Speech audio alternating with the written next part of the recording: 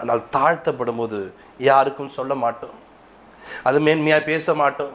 நாம் தாழ்ந்தது குறித்து வெட்கப்பட்டு தலைக்குனோடு ஒரு மூலையில் போய் உட்காருவோம்.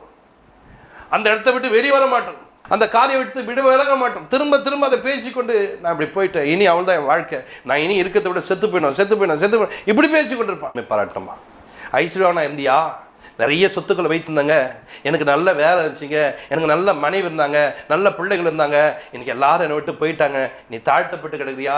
தாழ்த்தப்பட்டதை குறித்து ஒரு மனிதன் மேன்மை பாராட்டுமா? ஏன் தெரியுமா? அவன் பிள்ளையின் பூவை போல ஒரு நாள் ஒழிந்து போயிடுவான். அதுக்கு முன்னாடி நீ என்ன பண்ணோம்? மேன்மை பாராட்டு, உனக்கு நான் உதவி செய்வேன் என்று சொல்கிறான்.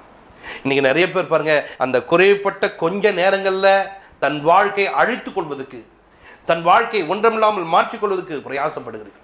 இல்லைங்க, நீ தாழ்த்தப்பட்டு போன நேரத்தில் கூட தேவனை மேன்மை பாராட்டு, உனக்கு உதவி செய்வன் பக்கத்தில் வந்து நிற்பார். ஆனால்